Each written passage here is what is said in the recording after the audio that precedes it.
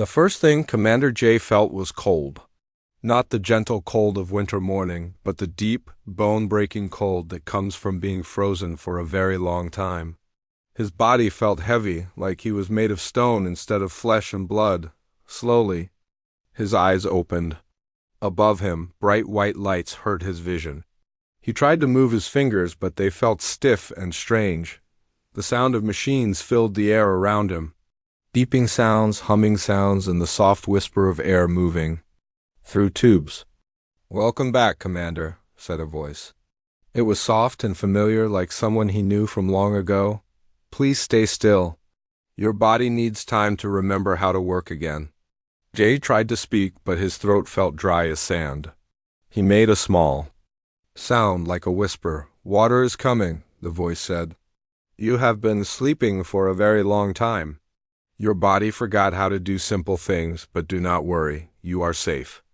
A tube moved down to his mouth. Cool water touched his lips. He drank slowly, letting the water wake up his throat. After a few minutes he could speak. "How long?" he asked. His voice sounded rough and old. 50,000 years, Commander," the voice replied. "I am Dr. Yun, or what is left of her. I am the ship's thinking machine now. I have been waiting for you to wake up. 50,000 years. The number was too big to understand." Jay tried to remember. There had been a great sickness on Earth, a dark plague that ate everything it touched. People called it the Void Plague. Humanity had to leave Earth. They built great ships and scattered across the stars like seeds in the wind. "The others?" Jay asked. "The 10,000 warriors are still sleeping," Dr. Yun said. "They wait for your command." "They've been waiting for 50,000 years, just like you?" Jay felt strength returning to his body. He sat up slowly. Around him he saw the inside of the cryo chamber. It was a small room with white walls and many machines. Through a window he could see a long hallway with thousands of sleeping chambers. Each one held a human warrior from Earth. "Where are we?" he asked. "We are on a planet called Kepler 442b, Dr. Yun said. "Far from Earth, far from everything you once knew. The galaxy has changed, Commander." "It has changed very much." Jay stood up. His legs felt weak, but they held him. He walked to the window and looked out at the sleeping warriors.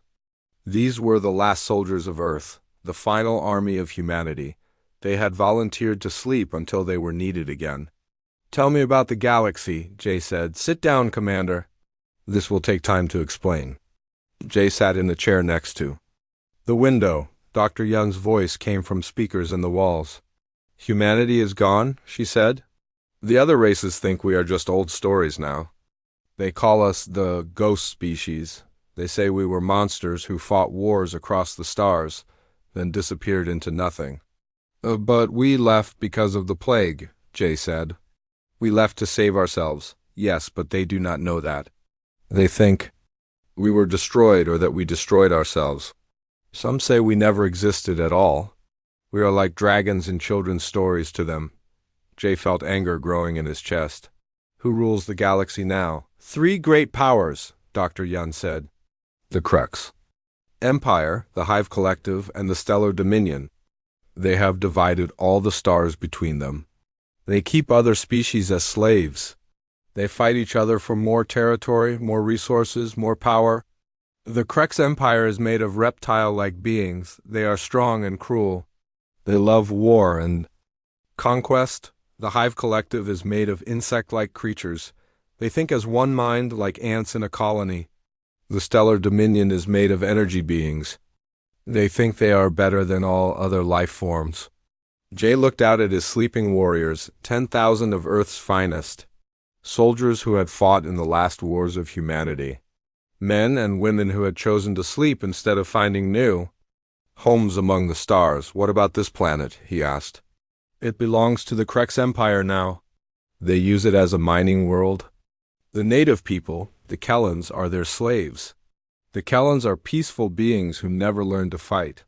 The Crux took their world and made them work in the mines. How long have we been buried here?" 47,000 years, Dr. Yun said.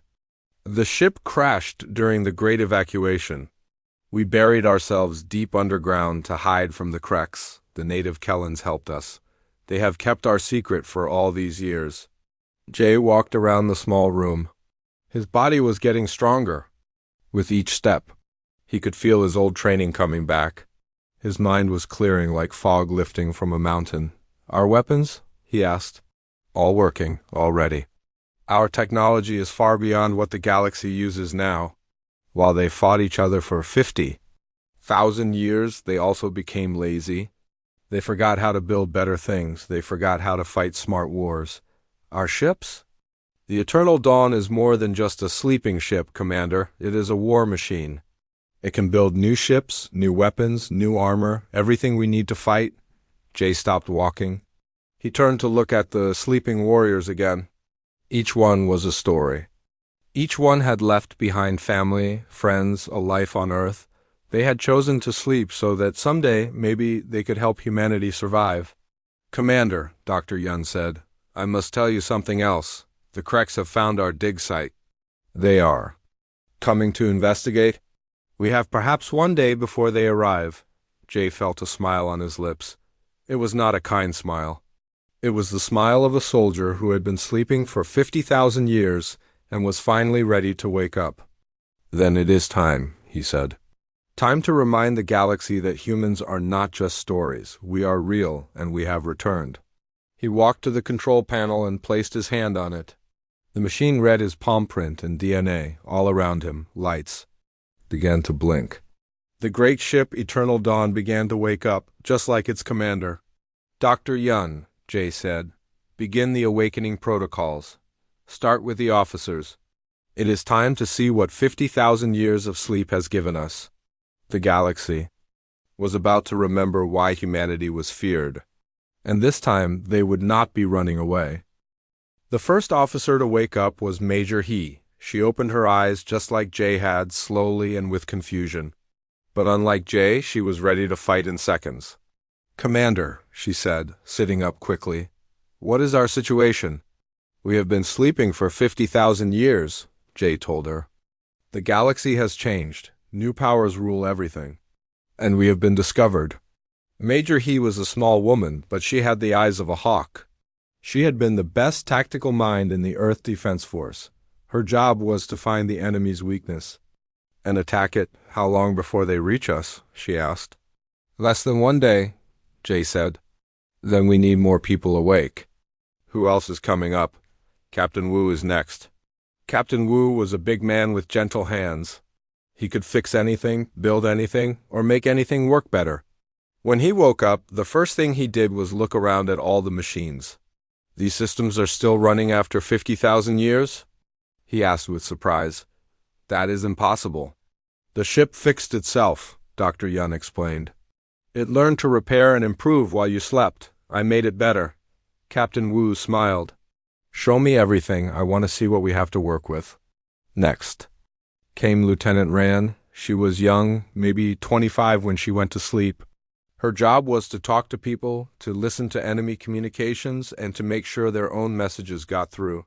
Commander, she said after Dr. Yun explained everything, I need to know what languages they speak up there. How do they communicate? What are their signals? I have been listening for 47,000 years, Dr. Yun said. I know all their languages, all their codes, all their secrets.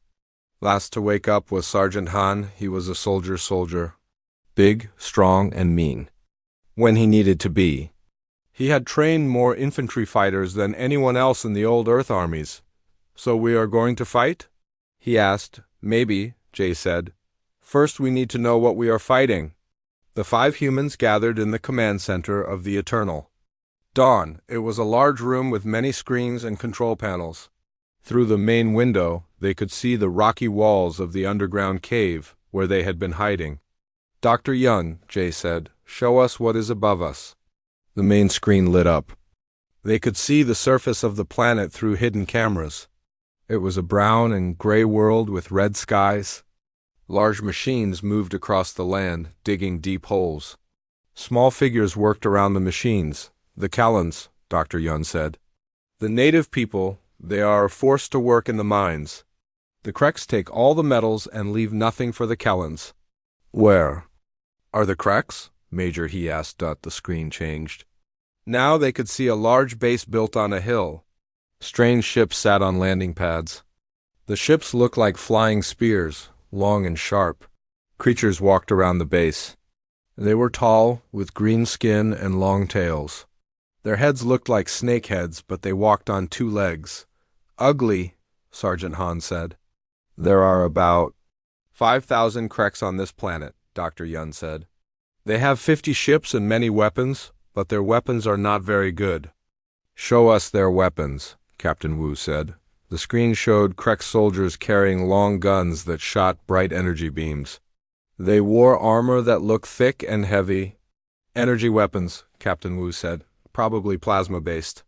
And that armor looks strong but slow. What about their ships?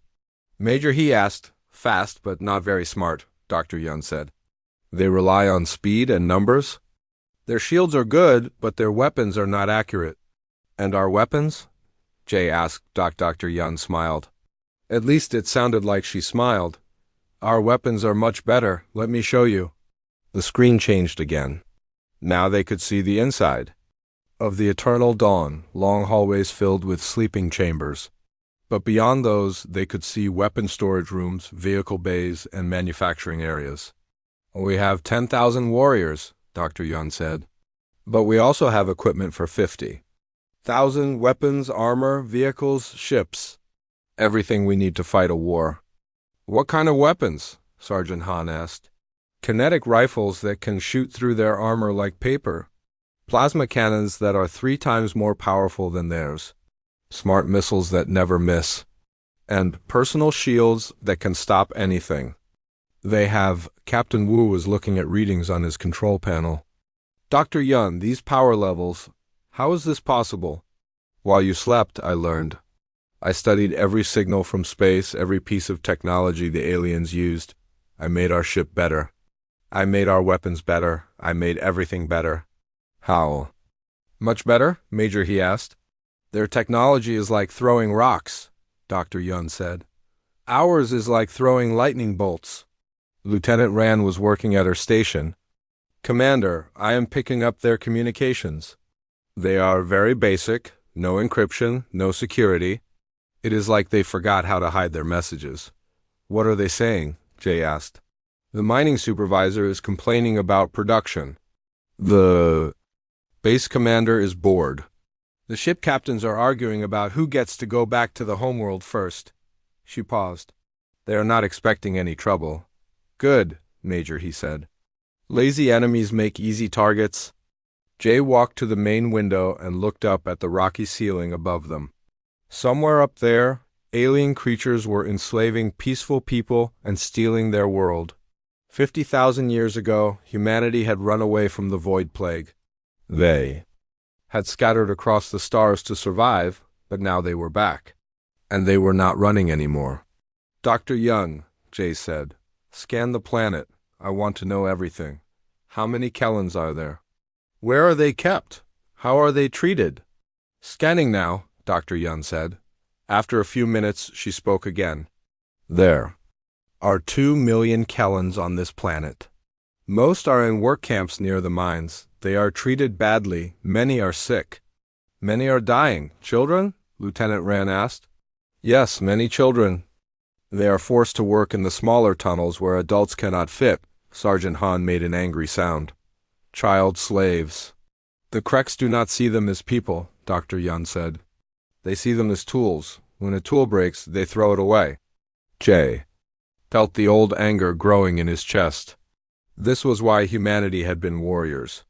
Not because they loved war, but because they hated seeing the strong hurt the weak. How long to wake up more warriors? He asked. I can wake up 106 hours, Dr. Yun said. 1,000 in 2 days, all 10,000 in 2 weeks. We do not have 2 weeks, Major, he said. The Kreks will find us tomorrow. Then we wake up who we can, Jay said. And we make our first impression a good one. Captain Wu was studying the ship systems. Commander, this ship, it is not just a transport. It is a factory. It can build new ships, new weapons, new everything. Dr. Yun has turned it into something amazing. How amazing? Jay asked. Amazing enough to fight the galaxy, Captain Wu said. If we need to, Jay looked at his officers.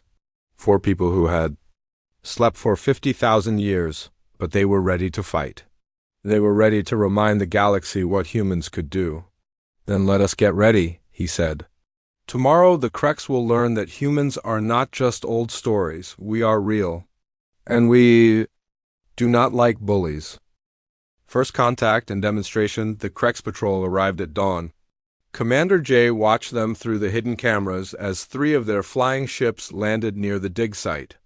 The ships were long and sharp like metal spears. 12 Kreks soldiers came out, carrying their energy weapons. They look confident, Major, he said, watching the screen. They should not be, Jay replied. The Kreks soldiers were tall, maybe 7 feet. Their skin was green and covered in small scales. Their heads were long like snakes, with yellow eyes that never blinked. They moved slowly, like they owned the world. Commander, Lieutenant Rand said, I am listening to their communications. They think this is just a normal check. They're not expecting anything dangerous. Good, Jay said. Dr. Yun, how many warriors are awake now? 112. Dr. Yun answered. Captain Saul's strike team is ready. They have been waiting for your orders. Captain Saul was a quiet man with quick hands. He had been a special forces leader on Earth. His job was to hit fast, hit hard, and disappear before the enemy knew what happened. Send Saul up, Jay said. But tell him to stay hidden. Let the Kreks find the entrance first. Yes, Commander. The screen. They watched the Kreks soldiers spread out across the dig site. The lead soldier, bigger than the others, pointed his weapon at the ground. He was looking for something. He found the entrance, Major, he said. The big Kreks soldier made a sound like a snake hissing. The others came running. They stood around a metal door that had been hidden under rocks and dirt. What is that? One of the Kreks soldiers said. The human computers translated his words instantly. Old technology, the leader said. Maybe valuable. Call the base. Tell them we found something. Lieutenant Rand looked at Jay. Commander, they are calling for more soldiers. A full company is coming. How many is that? About 200 soldiers and 5 ships? Jay smiled. Perfect. Sol, can you hear me? Yes, Commander. Captain Saul's voice came through the speakers. We are in position. Hidden in the rocks above them. Wait until the reinforcements arrive. Then show them what humans can do. With pleasure, Commander. The wait was not long. Soon, 5 more Kreks ships arrived. They landed in a circle around the dig site. Soldiers poured out of the ships. They wore thick armor and carried bigger weapons. Their leader was huge, maybe 8 feet tall, with scars across his face. 215 enemies, Dr. Yun said, against 12 humans. Poor odds, Sergeant Han said with a grin. For the Kreks, the Kreks leader walked to the hidden door. He placed his hand on it and pushed. Nothing happened. He tried again, harder, still nothing. Blast it open, he ordered. 2 soldiers stepped forward with heavy weapons. They aimed at the door and fired. Bright green energy beams hit the metal. The door glowed but did not break. Interesting, the leader said. This metal is stronger than it looks. What race made this? Unknown, Commander Vex, one of the soldiers said. The metal is not in our databases. Commander Vex walked closer to the door. He ran his clawed hand across the surface. This is very old, but the power readings ... is still active. Should we call for mining equipment? A soldier asked. No, Vex said. We will figure this out ourselves. Set up camp. We are staying until we get inside. That was when Captain Soul struck. The attack came from everywhere at once. 12 humans appeared from behind rocks, from underground tunnels, from hidden positions the Kreks had not even seen.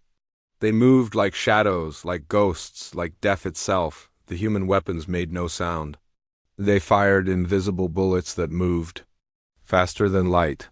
The Kreks soldiers began falling before they even knew they were under attack. Contact! Contact! Commander Vex shouted into his communication device. We are under attack by unknown enemies. But his soldiers were already dying. The humans moved like water, flowing around the Krex formations. When the Krex tried to shoot back, the humans were already gone, attacking from a different direction. Captain. Sol appeared behind Commander Vex. The big Krex leader spun around, raising his weapon. But Sol was faster, much faster. His rifle fired once. Commander Vex fell to the ground. In less than 3 minutes, it was over. 215 Krex soldiers lay dead. Not one human was hurt. Sol to base, Captain Sol said calmly. Target. Eliminated. No casualties. Well done, Jay said. Now comes the hard part. The news spread across the galaxy like fire. The Krex base on the planet sent emergency messages to their homeworld. The messages were full of fear and confusion. Unknown. Enemy force, the base commander reported. Destroyed entire patrol, 200 soldiers dead. No survivors, enemy weapons unknown, enemy identity unknown. But Lieutenant Rand was listening to everything. Commander, they are scared. Really scared. They have never seen anything like this. What are they saying about us? They think we might be the ghost species? The legends they heard as children. They are calling us the returned ones. Major He was watching the Krex base through the cameras. They are packing up. Getting ready to leave the planet. Not yet, Jay said. We need to send a stronger message. Captain Kai, are you ready? Captain. Kai was a pilot, the best pilot humanity had ever produced. She could fly anything, fight anything, and win against impossible odds. Yes, Commander, my team is ready. Take boarding pods. Capture one of their ships. Bring it back intact. Which ship? The biggest one. Captain Kai and her team of 20 warriors launched from the Eternal Dawn in small, fast ships. The Krex could not see them coming. Their sensors were too old, too simple to detect human stealth technology. The largest Krex ship was a warship, maybe half a mile long. It had thick armor and powerful weapons. It should have been impossible to capture, but Captain Kai made it look easy. Her boarding pods attached to the ship's hull like insects. Her warriors cut through the armor with tools that melted metal like butter. They were inside the ship before the Krex knew they were there. The fight inside the ship was even more one-sided than the ground battle. The Krex soldiers were slow and clumsy in the narrow hallways. The humans were fast and deadly. They knew exactly where to go, exactly what to do. In 30 minutes, Captain Kai stood on the bridge of the captured warship. The Krex crew was either dead or running away in escape pods. Kai to base, she reported. Ship captured, flying it home now. Down on the planet's surface, Jay decided it was time to meet the native people. He walked to the surface alone, carrying only a small weapon. Near the mines, he found a group of Kellans hiding in a cave. They were small people, maybe 4 feet tall, with blue skin and large eyes. They looked scared when they saw him. Do not be afraid, Jay said in their language. Dr. Yun had taught him. The words, I am here to help. A young Kellan female stepped forward. She was brave, even though she was shaking. You are the ghost warrior, she said. The one the Krex fear. My name is Z. I lead the resistance. There is a resistance? A small one. We have been waiting for someone like you. Someone who can fight the Krex. Jay looked at the small, frightened people hiding in the cave. They had been slaves for thousands of years, but they had never stopped hoping for freedom. The wait is over, he said. Humanity has returned. And we do not like bullies. Z smiled for the first time in years. Then let us show you where the Krex keep our people. There are many who need saving. As they talked, messages flew across the galaxy. The Krex Empire was in panic. The Hive Collective was curious. The Stellar Dominion was worried. All 3 powers were asking the same question. Had the ghost species really returned? The answer was coming to them faster than they could imagine. The emergency meeting took place on a space station at the edge of the galaxy. For the first time in 10,000 years, the 3 great powers sat at the same table. Emperor Drax of the Krex Empire was a massive reptile with golden scales and eyes like burning coals. His claws scraped against the metal table as he spoke. "The ghost species has returned," he said, his voice like grinding stone. "They destroyed my patrol. They stole my warship. They made my soldiers look like children."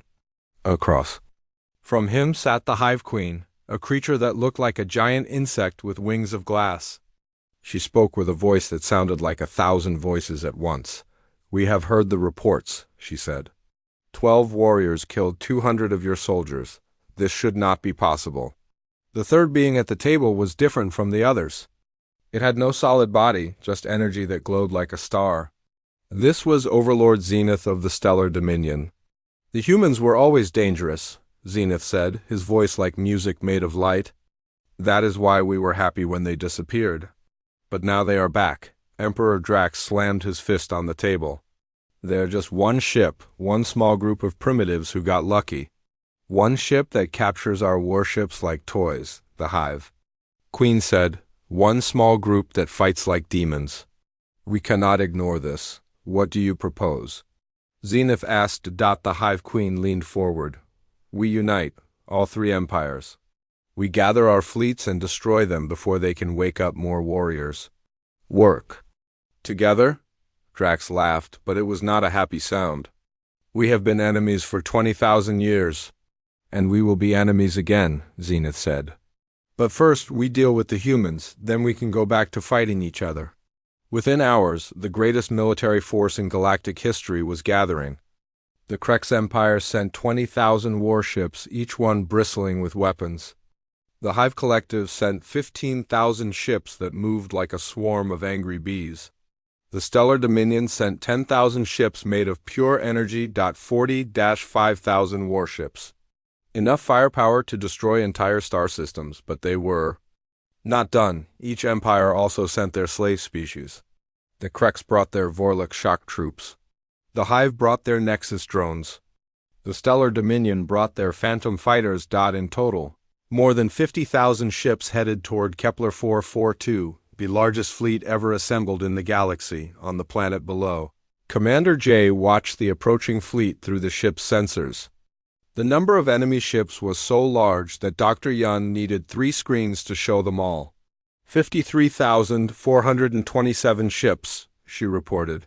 "They will arrive in 6 hours, Major He whistled softly. "That is a lot of ships. Too many," Sergeant Han said. "Even for us." Jay looked at his officers. They had been awake for 3 days now. In that time, they had learned about the current galaxy, fought their first battle, and captured an enemy warship. But this was different. This was war. "How many warriors are awake?" he asked. 850, Dr. Yun said. "I can wake." "Another 1,000 in 4 hours." "Not enough time, Major," he said. "We need everyone awake now." "The fast awakening process is dangerous," Dr. Yun warned. "Some warriors might not survive it." Jay walked to the window that showed the sleeping chambers. 10,000 warriors from Earth, the last soldiers of humanity. They had volunteered to sleep until they were needed. They were needed now. "Do it," he said. "Wake them all. Use the emergency protocols." "Commander," Captain Wu said, "even if we wake everyone, we still only have 1 ship." "They have 50,000. "Dr. Yun," Jay said, "show them what this ship really is." The screens around the command center changed. Instead of showing the enemy fleet, they showed the inside of the Eternal Dawn, but it was not the inside they knew. Hidden sections opened. Secret chambers revealed themselves. The ship was much larger than they had thought. "The Eternal Dawn is not just a colony ship," Dr. Yun explained. "It is a factory, a builder, a creator of fleets. While you slept, I have been preparing." The screens showed massive construction bays, robot workers building new ships. Weapons. Factories running day and night. Armor forges creating protective gear. "How many ships?" Major He asked. "I can build 1,000 ships in the next 6 hours, Dr. Yun said. "Small, fast fighters. Each one piloted by a human warrior." "That is still only 1,000 ships against 50,000, Sergeant Han said. "Yes," Jay said with a smile. "Poor odds for them." Lieutenant Rand was working at her station. Commander, the enemy fleet is broadcasting on all frequencies. They are demanding that we surrender? What exactly are they saying? They want us to come out with our hands up.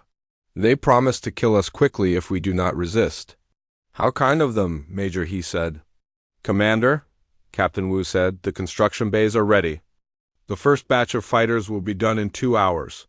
Good, but first we need to tell the galaxy what is happening here. Jay walked to the communications station. Ran, can you broadcast to every planet in the galaxy? Yes, Commander. Dr. Yun has been building transmission power for 50,000 years. We can reach everyone. Then let us introduce ourselves properly. Lieutenant Ran worked her controls. Lights flashed across her console. You are connected to the entire galaxy, Commander. Every planet, every ship, every space station. They are all listening. Jay took a deep breath. The last time a human had spoken to the galaxy, it was to say goodbye. This time it was to say hello, people of the galaxy, he began. My name is Commander Jay of the human species. We have returned.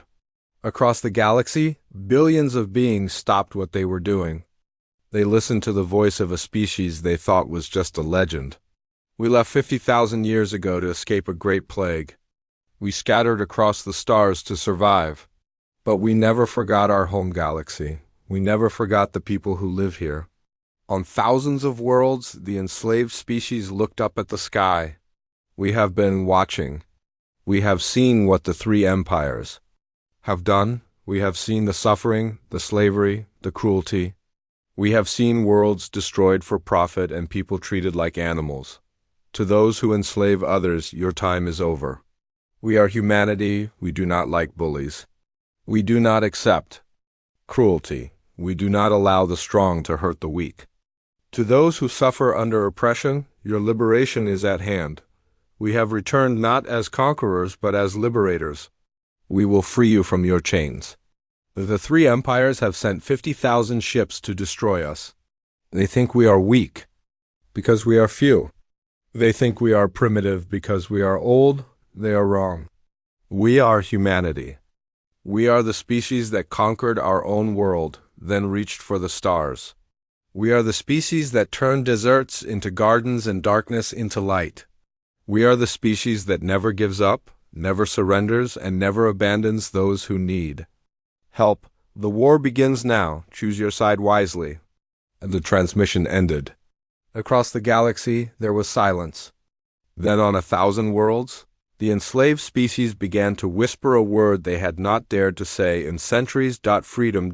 In the command center of the eternal dawn, alarms began to sound. The enemy fleet had arrived.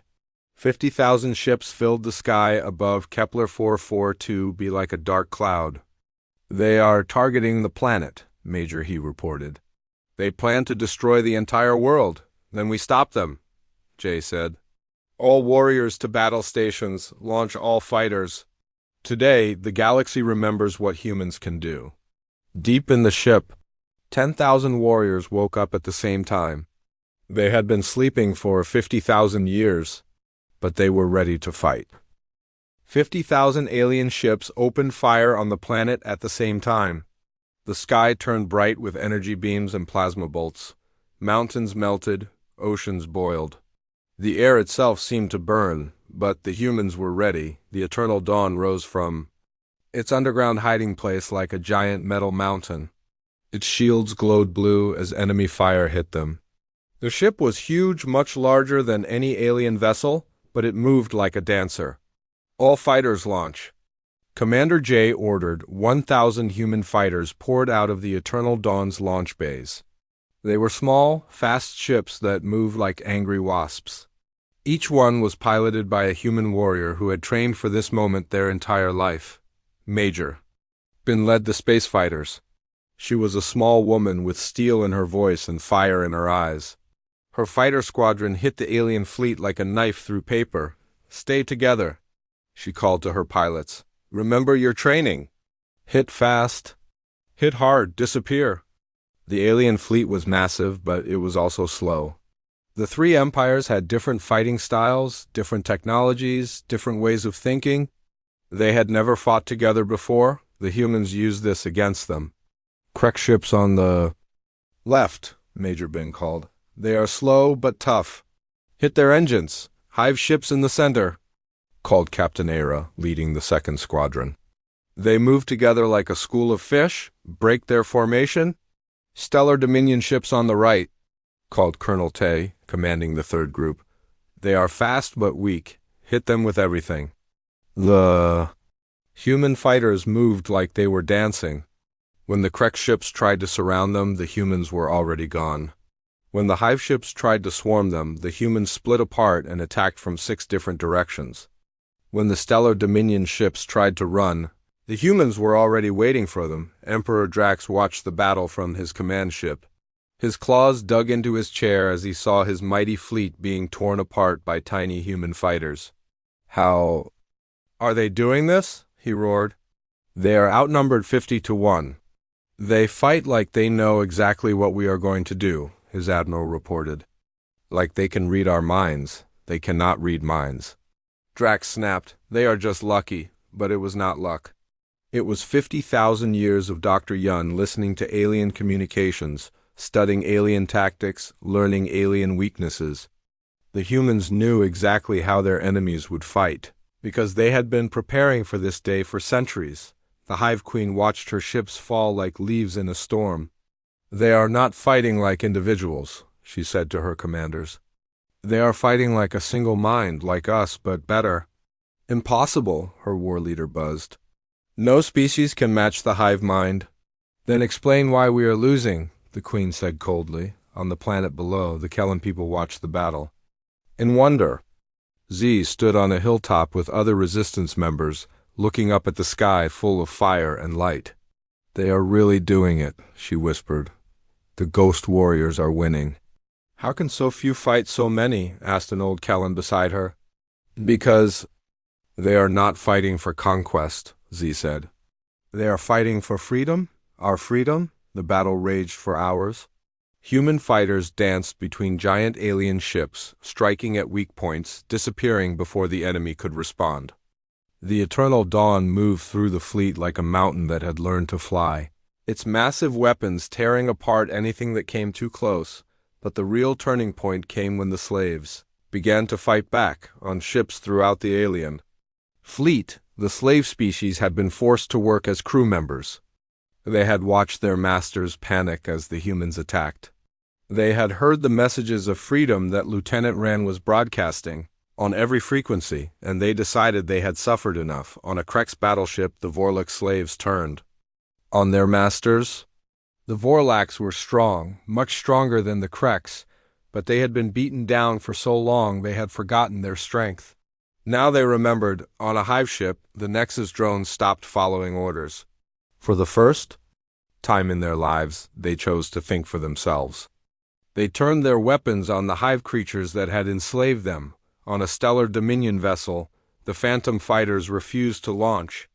They had been forced to fight the Dominion's wars for centuries. Now they chose to fight for themselves. Across the fleet, slave species were rising up. Ships that should have been fighting the humans were instead fighting civil wars. The great alien armada was tearing itself apart from the inside. This is impossible! Overlord Zenith screamed, his energy form flickering with rage. Our slaves are loyal. They have been conditioned to obey. Not anymore, came a voice from his communications console. It was Lieutenant Rand speaking directly to him. You forgot something important about slavery. No one chooses to be a slave. Given the chance, they will always choose freedom. How? Did you get on this frequency? Zenith demanded. We have been listening to you for 50,000 years, Rand said. We know all your codes, all your secrets, all your fears, and we know your greatest weakness. What weakness? You think strength comes from forcing others to obey. Real strength comes from inspiring others to follow. As if to prove her point, more slave species joined the rebellion. The Kellans on the planet below sent their crude ships to fight alongside the humans. Other species from nearby worlds did the same. The human fleet of 1,000 fighters was growing into an army of liberation. Captain Wu watched the battle from the Eternal Dawn's engineering deck. Commander, he called to Jay, I have an idea. These alien ships all use the same basic technology. I think I can shut down their entire fleet at once. How? Dr. Yun has been studying their systems for 50,000 years. She knows exactly how they work. If we can get close enough to their command ships, we can send a signal that will disable their weapons. Do it, Jay said. But someone has to get very close to all 3 command ships at the same time. It is very dangerous. Then we do what humans do best, Jay said. We take the risk. Major He took her fighter straight toward Emperor Drax's flagship. Captain Sol led his team toward the Hive Queen's ship. Sergeant Han piloted a boarding pod toward Overlord Zenith's vessel. The 3 most dangerous missions of the battle, all happening at once, for humanity. Major He called as she flew through enemy fire, for freedom. Captain Sol shouted as his team broke through the Hive ship's defenses. For the future. Sergeant Han yelled as his pod smashed into the Stellar Dominion's energy shields. The 3 signals were sent at exactly the same moment. Across the entire alien fleet, weapons shut down. Shields failed. Engines stopped working. 50,000 ships hung in space, helpless. The battle was over. Humanity had won, but the war was just beginning. On the planet below, Z looked up at the sky where the alien fleet drifted powerless. What happens now? She asked. Commander Jay's voice came from speakers across the planet. Now we build something new, something better. A galaxy where no one is a slave, where no one is conquered, where everyone is free. And if the empires try to stop us? Jay smiled, though she could not see it. Then they will learn that humans are very good at fighting. For what is right, the age of the 3 empires was ending. The age of human liberation had begun. The final battle took place at the center of the galaxy, where the great black hole called Sagittarius spun like a hungry god. This was where the 3 empires had built their secret fortress, hidden from the rest of the galaxy for 10,000 years. Commander Jay stood on the bridge of the Eternal Dawn, looking at the massive structure ahead of them. It was bigger than a moon, made of dark metal and crackling energy. Around it floated the last fleets of the 3 empires. How many ships? He asked. 15,000, Major He reported. All their best ships, all their best crews. Everything they have left. And how many do we have? Lieutenant Rand smiled as she checked her numbers. 3 million ships, Commander. And growing every hour, it was true. Word of humanity's victory had spread across the galaxy like wildfire. Every enslaved species, every conquered world, every people who had suffered under the 3 empires had sent ships to join the humans. The Kellans came with their small, mining ships fitted with weapons. The Vorlax arrived and captured Krek's warships. The Nexus brought Hive vessels they had taken from their former masters. Hundreds of other species came too, all flying different ships, all speaking different languages, but all united by one thing: they wanted to be free. Commander, Captain Sol said, we are getting messages from inside the fortress. There are slaves in there too. Millions of them, working to keep the fortress running. Then we cannot simply destroy it, Jay said. We have to capture it. That will be much harder, Major He warned. The fortress has shields that can stop anything, weapons that can destroy entire fleets. It was built to be undefeatable. Good thing we do not fight fair, Jay said with a smile. The battle began. When the 3 empire leaders sent a final message to the human fleet. Surrender now, Emperor Drax demanded, his voice full of rage. You are outnumbered, you are outgunned, you cannot win. You have caused enough trouble, the Hive Queen added, her voice like the buzz of angry insects. We will give you a quick death if you stop fighting. The galaxy belongs to us, Overlord Zenith said, his energy form glowing with power. It has always belonged to us. You are just animals pretending to be intelligent. Commander Jay stepped forward to reply. His voice was calm, but it carried across the entire galaxy. You are wrong, he said. The galaxy does not belong to you. It does not belong to us either. The galaxy belongs to everyone who lives in it. And today, everyone gets to choose their own future. The battle was unlike anything the galaxy had ever seen. The three empires fought like cornered animals, desperate and vicious. Their ships moved in perfect formations, their weapons fired in careful patterns. Their tactics were exactly what military schools taught, but the human coalition fought like something alive. Ships from 100 different species moved together, like they had trained together for years. Kellans and Vorlax worked side by side. Former enemies became allies. Different technologies combined in ways no one had ever imagined. Captain Wu watched in amazement from his engineering station. "Commander, look at this. The Nexus are sharing their shield technology with the Phantom fighters. The Kellans are giving their mining lasers to the Vorlax ships. They are all helping each other." "That is what freedom does," Jay said. "It makes people want to help instead of hurt." The fortress was the real prize. Its shields were so strong that normal weapons could not touch it. Its weapons were so powerful they could destroy 100 ships with one shot, but Sergeant Han had an idea.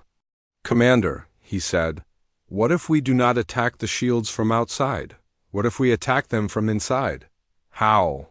"The fortress needs workers, slaves to keep it running. What if some of those slaves were actually our people?" It was a dangerous plan. 20 human warriors would disguise themselves as slaves and get captured on purpose. Once inside the fortress, they would disable the shields from within. Captain Kai volunteered to lead the mission. "It is what we do best," she said. "Get into places where we should not be." The plan worked perfectly. The 20 humans allowed themselves to be captured during a fake battle. The Empire forces thought they had won a great victory by capturing human prisoners, but once inside the fortress, the humans did what humans do best. They adapted. They improvised. They turned the enemy's strength against them. Working with the real slaves inside the fortress, they slowly took control of key systems. When the moment was right, Captain Kai sent a signal to the fleet outside. "Shields are down," she reported. "Come and get them." The final assault was led by all 10,000 human warriors working together. Major Bin commanded the space forces. Colonel Tay led the boarding parties. Captain Era directed the ground assault teams, but the real victory came from the liberated species. They fought harder for freedom than they had ever fought for survival.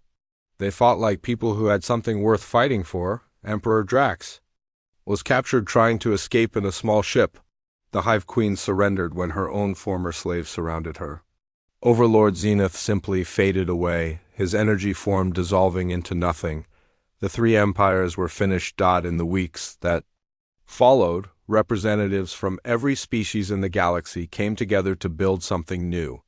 They met on a neutral world, in a great hall that had no throne, no crown, no symbol of power over others. Commander J stood before them all. "We are not here to choose new masters," he said. "We are here to choose a new way. A way where every species governs itself, where every world decides its own future, where no one is a slave to anyone else."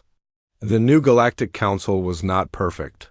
Different species had different ideas about how things should work. There were arguments, disagreements, even some fights, but there were no more slaves, no more conquered worlds. No more empires built on the suffering of others. 6 months after the final battle, Commander J stood on the observation deck of the rebuilt Eternal Dawn. Through the great window, he could see the construction yards where new human colony ships were being built. For 50,000 years, humanity had been scattered across the stars, hiding, running, surviving. Now they were ready to come home to the galaxy that had forgotten them. "The first colony ship launches tomorrow," Dr. Yun reported. "Destination, the Andromeda Galaxy. Captain Sol will command it. And the others? 100 more ships over the next year, each one carrying 1,000 humans and their new alien friends. The galaxy is big enough for everyone." Jay smiled as he watched the ships taking shape. Each one was different, built with technology from dozens of species working together. Human engineering combined with Kellan mining tools, Vorlax strength, Nexus precision, and innovations from hundreds of other worlds. "Dr. Yun," he said, Do you remember what you told me when I first woke up? You said we set out to save humanity from extinction. Yes, Commander, I remember. You were wrong, Jay said, still smiling. We did not save humanity from extinction. We saved the galaxy from itself. Behind him, the voice of his old friend replied, Yes, Commander, we did indeed. The Age of Empires was over. The Age of Freedom had begun, and in the great darkness between the stars, new lights were beginning to shine. Lights that would burn for 1,000,000 years, carrying the message that had taken 50,000 years to deliver. No one is born to be a slave. Everyone deserves to be free. The humans had returned, and the galaxy would never be the same.